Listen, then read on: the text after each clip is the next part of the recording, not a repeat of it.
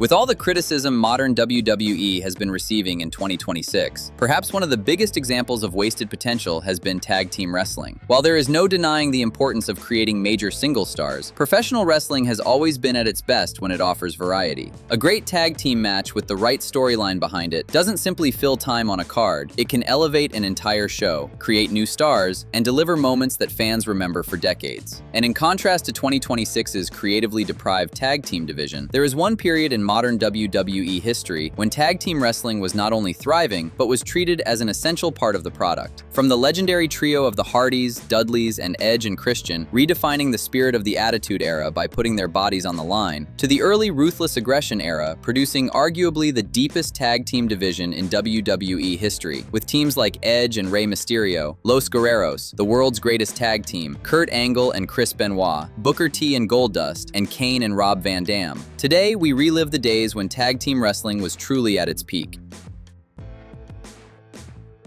During the mid to late Attitude Era, WWE's tag team division was all over the place, but in a good way. From the in-ring innovators in the Hardys, Dudleys, and Edge and Christian, to the teams synonymous with the word aura, such as the APA and Brothers of Destruction, to Grandmaster Sexay and Scotty 2 Hotties' Too Cool pairing, bringing a side of comedic action to the table. That being said, there were multiple sides to the Attitude Era's tag team division, so let's break down what made it special. More than anything, we are going to focus on the trio that, back in the day, revolutionized the art of tag team wrestling for decades to come. In a similar fashion to some of the greatest rivalries, like Hogan versus Andre the Giant, Stone Cold versus The Rock, and Roman Reigns versus Seth Rollins, Edge and Christian, the Hardys, and the Dudleys all found themselves trying to make a name for themselves on the biggest platform possible at the exact same time. The butterfly effect is one hell of a concept, and it is fair to say that WWE, without even realizing it, captured lightning in a bottle at the end of the 90s by having these three teams under the same roof. It's understandable that despite all the money and fame a juggernaut like WWE can potentially offer, not every single wrestler is going to be willing to go to the depths that this trio put themselves through. And you can't blame such talent, as at the end of the day, for most of us, well-being comes first. These six men, however, weren't in any ordinary situation. Here, they were at the crossroads of many critical circumstances. First, WCW was still lurking in the background. Second, during the Attitude Era, there was no holding back, and talent was held to high standards, whether it meant being a skilled in-ring wrestler or having a vibrant character. Lastly, and maybe most importantly, it is safe to say that during the years leading up to the Attitude Era, the tag division had seen some rough days. By combining these factors, what you had was a once-in-a-lifetime opportunity to elevate the tag team division to heights that the company had literally never seen before. Each of these teams brought something unique to the table, but the duo of Edge and Christian was probably the most WWE-friendly of them all. That wasn't, however, crystal clear from the very beginning, which only adds to the fascinating evolution their characters underwent in the following years. The trio known as the Brood was a perfect match for the 1998 and 1999 WWE. The vampire gimmick was certainly in rhythm with the Attitude Era, where character work often mattered more than wrestling itself. The entrance was there, the presentation was there, but the potential got lost somewhere in the midst of things. Arguably, you can shift the blame to Gangrel, who admitted himself during his 2025 interview that his promo skills were noticeably lacking, which, let's be honest, could kill just about any character. What that meant for E&C was a change of direction. Granted, that wasn't their decision. Gangrel, who was jealous of Edge's popularity, turned on him. Despite all the potential that the trio originally had, E&C soon found themselves in an even better spot. Following their separation from Gangrel, the duo slowly but surely started to turn into something bigger. Because truth be told, the nature of the Brood's gimmick was holding both of them back due to a few key limiting factors, which mostly could be narrowed down to the constant need for them to remain serious and mysterious characters, along with having rare opportunities to cut promos. The two then entered a new stage of their careers, which resulted in two characters that had an oddly balanced combination of being comedic acts while at the same time headlining the tag team division. But even before fully embracing their charisma-rich personalities, the two, along with the Hardys, started creating history in 1999. At No Mercy, in the final match of their best-of-5 series, these four men participated in the first-ever tag team ladder match, which became an instant classic. Before the game-changing year of 2000 for the tag division, division, the groundwork was laid down the year prior, with Edge and Christian and the Hardys already creating a catalog of matches between each other that would later become just one of the chapters of their legendary rivalry. The two teams, in fact, wrestled a total of 12 televised matches throughout 1999, but the best was yet to come. As for E&C, the year 2000 brought the best out of them, the same version of their legendary team we know them best for. The thing is, a decent amount of the matches they had against the Hardys in the second half of 1999 were part of their so-called mutual respect program. And from this name alone, you can guess that there wasn't much animosity between them, but rather a healthy competition between two up-and-coming teams trying to establish themselves. With the new millennium, all of that went out the window, and instead of giving respect, Edge and Christian were now acting like they deserved it simply by existing. From their signature 5-second pose to now having access to the microphone, which they more than took advantage of, throughout the year the duo were taking the industry by storm, with their legendary gimmick being at its peak.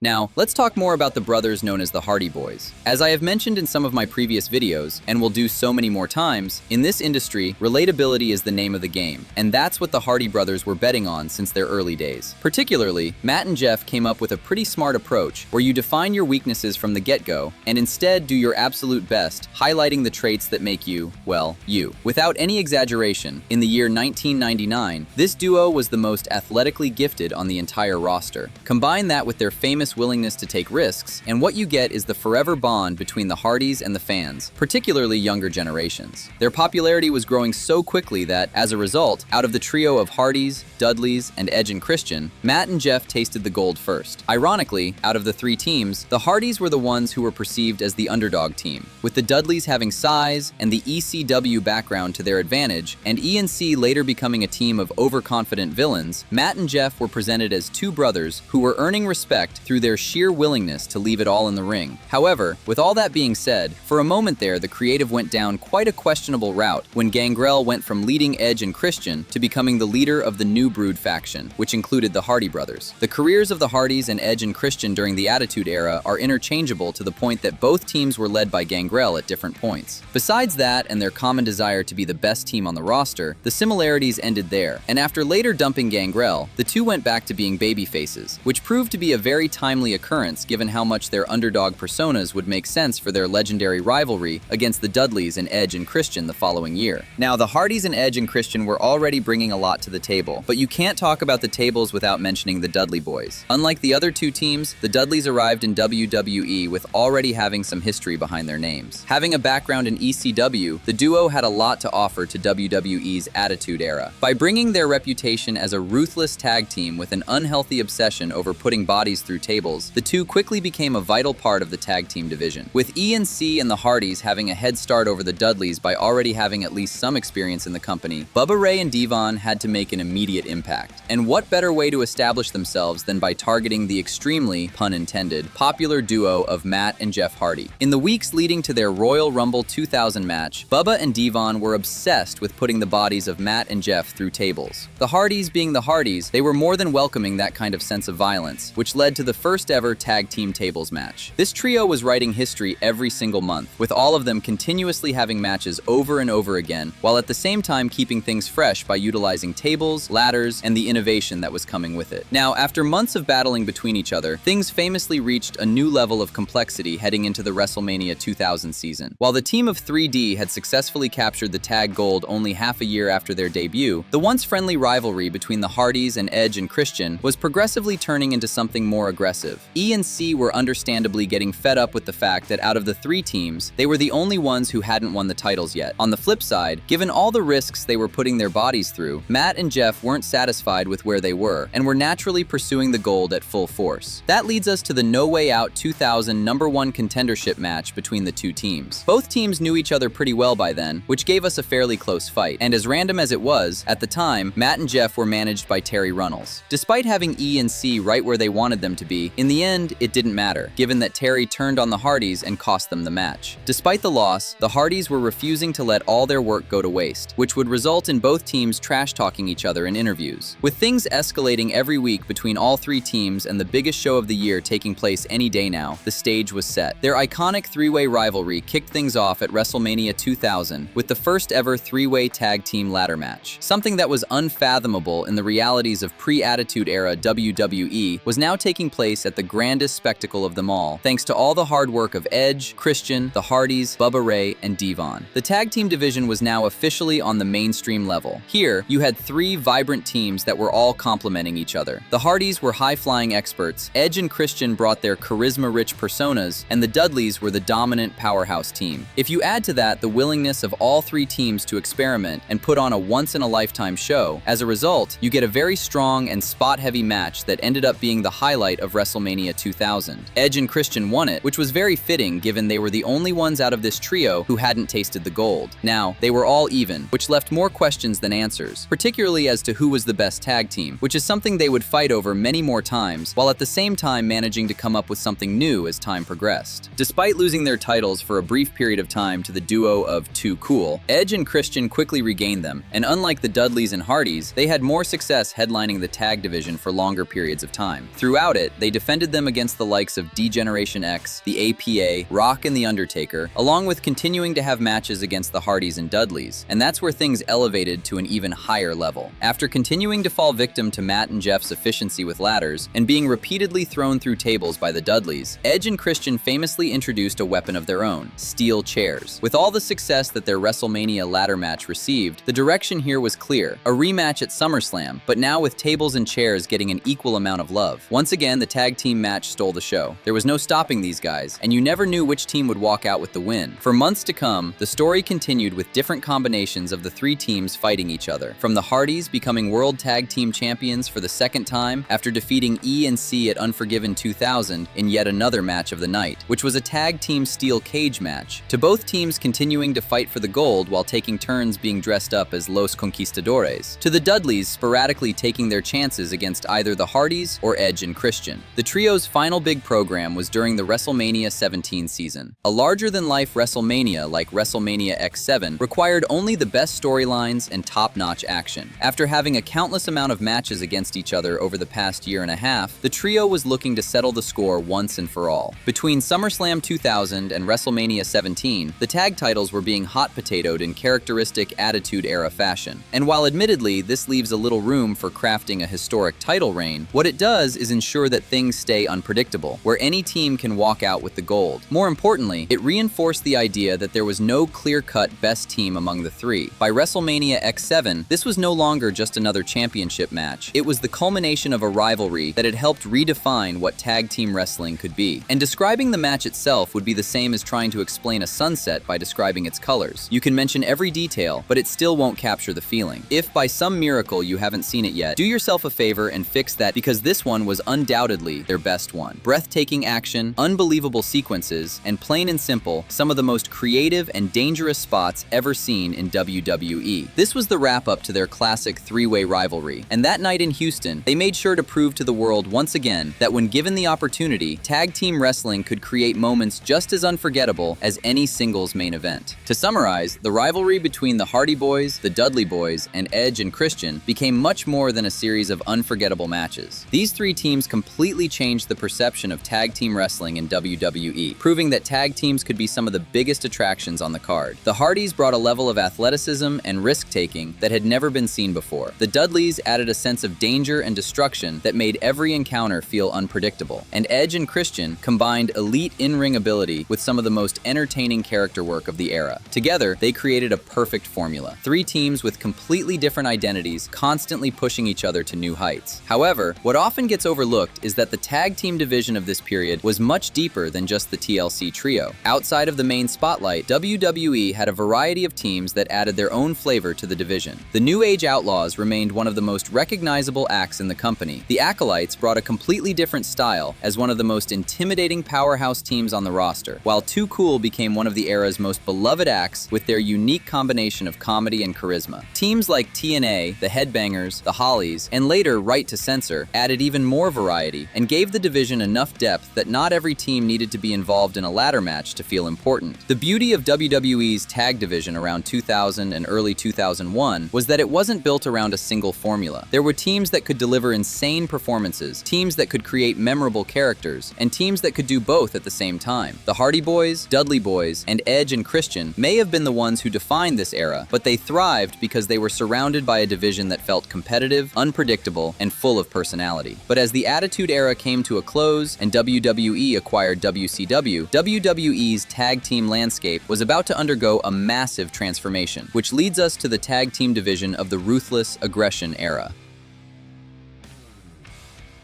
In 2002, the company introduced the brand split, dividing its roster between Raw and SmackDown. While the move created two separate worlds with their own championships and rivalries, it also sparked a new golden age for tag team wrestling, particularly on SmackDown. After top teams like Edge and Christian and the Hardys were disbanded, the backbone of the new era of the tag team division became a group consisting of some of the best talent the company had at the time, known as the SmackDown Six. Contrary to what some fans might think, the SmackDown Six wasn't a stable. It was a term coined years later by fans and wrestling media to describe the 6 wrestlers who carried SmackDown's in-ring product in late 2002 and early 2003. Kurt Angle, Chris Benoit, Edge, Rey Mysterio, and Eddie and Chavo Guerrero. The thing is, the aftermath of the first WWE draft left SmackDown with a noticeably smaller number of top stars than Raw had. Rather than relying on long talking segments, general manager Stephanie McMahon and the creative team leaned heavily into wrestling. Paul Heyman, who served as SmackDown's lead writer during this period, was a major advocate for showcasing strong in-ring action, and the SmackDown Six became the backbone of that approach. As a result, instead of building the show around a couple of big names, SmackDown became all about showcasing superior in-ring action. The combination that was the SmackDown Six, however, entailed way more than just first-class wrestling performances. What matters for us is the genius behind the 3 teams within this group. Edge and Rey Mysterio were 2 perfectly functioning singles superstars who ended up as a team and made their way into the tournament for the inaugural WWE Tag Team Championship. Seemingly having nothing in common, the two instantly clicked thanks to the contrast in their wrestling styles, high-paced style of wrestling they represented, and the innovative moves of their duo. Kurt Angle and Chris Benoit were the Ruthless Aggression versions of Sheamus and Cesaro, 2 highly competitive performers who had a series of matches throughout the years where they seemingly couldn't decide who was the better one, which eventually made them develop mutual respect. Stephanie was on her path to creating the greatest tag team division of all time, which resulted in Angle and Benoit having to form a team, and just like Edge and Mysterio, they became part of the tournament. Unlike the other 2 teams, the story of Los Guerreros was rather simple. A family duo who, despite being heels, were getting mixed reactions from the fans thanks to Eddie's natural charisma. Unsurprisingly, the 2 were also granted their spot in the tournament. From there, the SmackDown Tag Team division started writing its iconic reputation. Right off the bat, the newly introduced WWE Tag Team Championship became the centerpiece of SmackDown. Unlike many eras where tag titles felt secondary, the action these guys were putting together from the get-go was more than enough to give the Tag Team Championship its deserved legitimacy. After all 3 teams scored wins in the first round, and then Los Guerreros got out-wrestled by the team of Angle and Benoit, the stage was set for No Mercy 2002, where the first ever WWE Tag Team Champions would be crowned. The same show that featured a very strong Hell in a Cell match between Brock Lesnar and The Undertaker will forever be remembered most for the instant masterpiece that was the WWE Tag Team Championship match. With more than 20 minutes at their disposal, these 4 put on a clinic that gave fans a taste of what the SmackDown Tag Team division was all about. Bitter rivals make for even better partners, and the unlikely duo of Angle and Benoit were just a tad bit better that night, which was enough for them to become the first ever SmackDown Tag Team Champions. That was the beginning of a trend that would become part of the Blue brand for quite some time, that is, tag team action stealing the show. Just 6 days later, Eddie and Chavo would test their luck again against the new champions, which turned out to be another highlight of the pay-per-view. Now, the phenomenon of tag team action being the centerpiece of the show wasn't limited to the pay-per-views only, but was also occurring on the weekly shows. After getting so close to the gold at No Mercy, it seemed like one fall wasn't enough to determine who the better team was. That's how, on the November 7th episode of SmackDown, the fantastic 2 out of 3 falls match took place, which, mind you, once again lasted more than 20 minutes, with Edge and Rey getting their happy ending. Week by week, some of the best talent in the entire world were fighting like they were doing so for the last time to prove that tag team wrestling could be so much more than a 5-minute filler. While, after losing the gold at Survivor Series 2002, the duo of Edge and Mysterio went their separate ways, the future of the division was in safe hands. Third time's the charm, they say, and the Guerreros managed to overcome both teams of Edge and Mysterio and Angle and Benoit in a 3-way elimination match to become the new tag team champions. Despite being the first team eliminated out of the trio during the tournament, Eddie and Chavo's family chemistry expectedly made this duo the most successful of the 3, and during During their first reign, they were consistently putting on strong 15-minute tag team matches week after week while defending their gold. The division itself was unstoppable and continued evolving. While Kurt Angle himself moved on after he and Benoit lost at Survivor Series, his protégés, Shelton Benjamin and Charlie Haas, known as Team Angle, made their presence known thanks to their amateur wrestling and NCAA backgrounds. These two athletically gifted individuals quickly found their place in the world of tag team wrestling by focusing on wrestling skills first. From isolating one opponent to frequent tags to taking advantage of wrestling fundamentals like clean takedowns, various forms of suplexes, and seamless team combinations, the two instantly made themselves stand out by simply putting wrestling first. Shelton's explosiveness, combined with Charlie's pure wrestling ability and knack for out-wrestling the opponent, made them one of the key duos of the Ruthless Aggression tag team division. Now, let's get to one of the most interesting parts of the brand split, which is the contrast in how SmackDown and Raw approach their tag team divisions. So far, it is clear that the blue brand emphasized in-ring performance. Raw, on the other hand, took a more typical WWE approach by focusing on characters instead. The clearest example is undoubtedly the team of Booker T and Goldust. While SmackDown was producing teams like Edge and Rey, Los Guerreros, and Team Angle through athletic excellence, Booker and Goldust proved that a great tag team doesn't necessarily need a complicated origin story. Sometimes, two completely different personalities simply create magic together. While at first Booker wasn't thrilled about teaming with Goldust, after being kicked out of the NWO, he had no choice but to try something new, which, despite all their differences, resulted in them becoming one of the most prominent tag team acts in Ruthless Aggression history. Their entire appeal was based on the contrast between their characters. Booker T was a confident WCW newcomer who wanted to be taken seriously, while Goldie was a strange and unpredictable freak who tried his best to annoy Booker anytime the opportunity presented itself.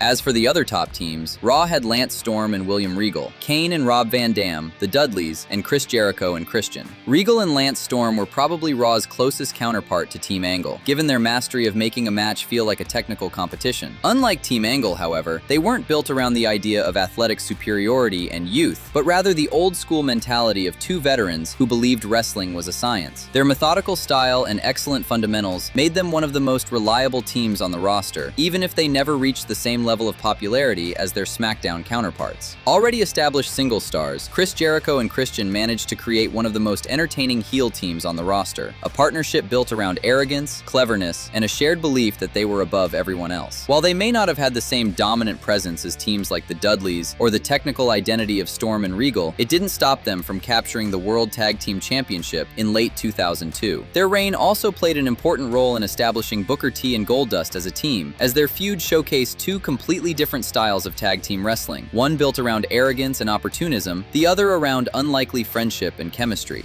Finally, after seeing the praise that the team of Booker and Goldust was getting, the unlikely pairing of Kane and RVD was introduced to the Ruthless Aggression audience. However, unlike Book and Goldie, this pairing had its own unique dynamic behind it. Instead of purely focusing on the comedic aspect, and don't get me wrong, it was still present, these two were more goal-oriented, and the reason it all worked was the perfect contrast in their styles. While teams like Team Angle and Jericho and Christian thrived because of the similarities they shared, Kane and RVD complemented each other by combining their strengths. Kane's intimidation and physical dominance met Van Dam's speed and athleticism, which made their wrestling style much more versatile. In terms of storylines, the Red brand was offering something different from SmackDown. While SmackDown was producing instant classics mostly through the SmackDown 6 and Team Angle, Raw found its identity in a rotating cast of colorful teams. First and foremost, Booker T and Goldust versus Jericho and Christian. Given the nature of their tag team, Book and Goldie were, in a way, presented as underdogs. These two were by no means small individuals,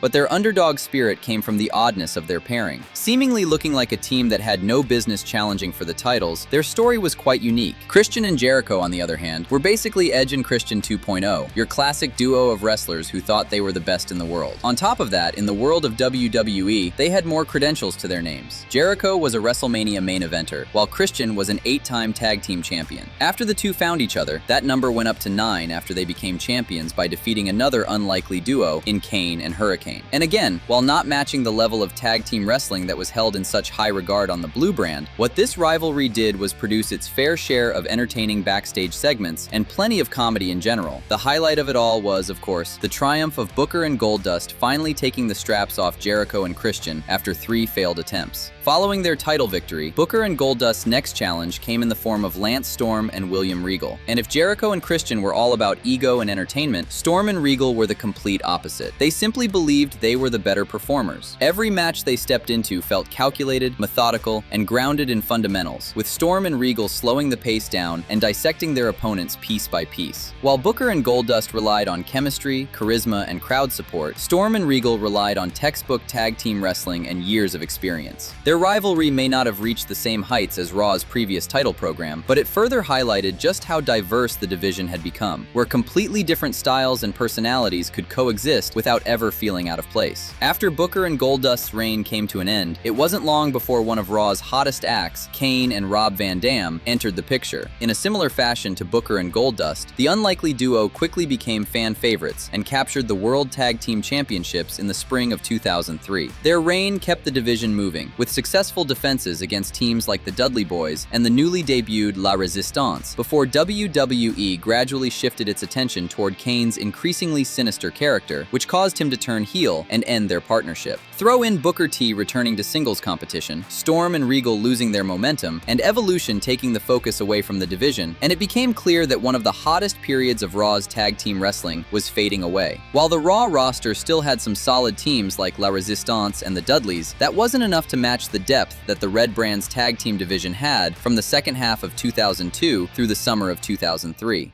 Going back to SmackDown, specifically the second half of 2003, the Blue Brand saw its second wave of peak tag team action. While not lasting very long, it made its own unique contribution to the legacy of arguably the best tag team division ever. Los Guerreros versus Team Angle, who were now known as the world's greatest tag team, is probably the defining rivalry of the second phase of SmackDown's golden tag team era. It didn't have the historical significance of the SmackDown 6, but it represented something very important, proof that the division could survive even after its original core moved on to singles competition. After embracing all the support they were getting from the audience, Eddie and Chavo turned babyface, but like before, their strength was the bond they shared as a family. And after Chavo returned to action following the injury he sustained back in the spring, the two reunited in September with one goal in mind: getting back the tag team titles. On the flip side, Benjamin and Haas couldn't care less about pleasing the fans. All they wanted was to live up to their name as the world's greatest tag team, and what that meant to them was the utmost need to hold the gold. And as a matter of fact, things were going exactly their way until the Guerreros reunited and, in their first match back, took the titles off Benjamin and Haas, which ended up being another strong example of how consistently good the Blue Brand's tag team wrestling was, along with another meeting between the two teams on a random episode of SmackDown in December 2003. Besides their history with the Guerreros, the world's greatest tag team also had a short yet consistently great feud against the team of Rey Mysterio and Billy Kidman. And while Los Guerreros and the world's greatest tag team became the centerpiece of SmackDown's tag division in late 2003, they weren't the only teams keeping the scene competitive. The APA made their return during this period, bringing with them years of experience and the reputation they had built during the Attitude Era. Farouk and Bradshaw represented the old-school side of tag team wrestling, a team built on toughness, chemistry, a straightforward approach to beating opponents down, and drinking beer. Their reunion provided a sense of nostalgia, but more importantly, it gave younger teams like Haas and Benjamin a chance to prove themselves against established veterans. Although their run was relatively short, the APA's presence helped bridge the gap between the previous generation and the new wave of SmackDown teams. Similarly, there were the Basham brothers, who represented WWE's attempt to create the next generation of dominant heel teams. Doug and Danny Basham were introduced as aggressive, methodical competitors with a style built around physicality and control. They captured the WWE Tag Team Championship in late 2003 and became one of the final notable teams of this golden SmackDown period. While they never reached the popularity or match quality of teams like Los Guerreros or the world's greatest tag team, they served an important role as credible villains and helped keep the championship picture moving during a time when many of SmackDown's biggest tag stars were transitioning into singles careers. Despite the changing faces, SmackDown's tag division remained remarkably strong well into 2004. Los Guerreros and the world's greatest tag team continued delivering one quality match after another, while teams like the APA and the Basham brothers ensured the title picture never lacked credible challengers. Even though the original SmackDown 6 formula was no longer intact, the division had built enough momentum to continue thriving on the foundation those teams had laid. However, come the WrestleMania 20 season, the golden age that had defined SmackDown's tag division was admittedly winding down. The sheer amount of talent involved is the same thing that made it so special, yet eventually became the reason it faded away. Edge, Kurt Angle, Chris Benoit, Eddie Guerrero, and Rey Mysterio were simply too valuable to remain focused on the tag team scene forever. Ever since the members of the SmackDown 6 started moving toward bigger singles opportunities, and then Benjamin and Haas's split during the 2004 draft, the rest of the division has been faced with an impossible standard to follow. The teams that came afterward were still talented, but they were trying to replace something that was never meant to be permanent. That's what makes the early Ruthless Aggression era so special. It wasn't lightning in a bottle because of one rivalry or one championship reign. It was because, for a brief window in time, nearly every team on the roster had a purpose, an identity, and the ability to steal the show on any given night. It's a standard that, more than 2 decades later, WWE's main roster is still chasing. Now let's call a spade a spade. In the modern realities of WWE, tag team wrestling is more of a background noise. From having one of the most talented tag team rosters during the black and gold NXT era, where tag team wrestling was actually treated as a big deal, the main roster creative either failed or simply couldn't be bothered to transfer that momentum to the bigger stage. But as the late Attitude and early Ruthless Aggression eras showcased, tag team wrestling is an art of its own, and when done right, can be just as exciting as singles competition. And while the booking plays a crucial role in making tag team wrestling mainstream, the superstars are the ones who make it all happen. The innovation of the Hardys, Dudleys, Edge, and Christian that gave us the iconic ladder and TLC matches, along with all the unbelievable spots that came with them, while teams like the Acolytes, Brothers of Destruction, Too Cool, the New Age Outlaws, and many others personified the spirit of the Attitude Era, whether through sheer brutality, their charisma, or their comedic acts. And while admittedly the iconic rivalry of the TLC trio was the defining one of that period, the early Ruthless Aggression era's tag team division was arguably the most complete in history. Here you had it all: the impeccable performances on random episodes of SmackDown brought to you by teams like Edge and Mysterio, Los Guerreros, Angle and Benoit, and the world's greatest tag team, the highly entertaining duos that defined the atmosphere of the Ruthless Aggression era in Booker T and Goldust, Kane and Rob Van Dam, and Chris Jericho and Christian. The veteran presence of teams like the Dudley Boys and the APA. What you had here was quite possibly the most diverse tag team division ever. And you know what? Maybe every generation looks back at what it grew up with and calls it the golden age. But when you actually go back and watch these teams work, the psychology, the chemistry, the sheer variety of what they brought to the table, it's hard to argue this wasn't tag team wrestling at its absolute peak.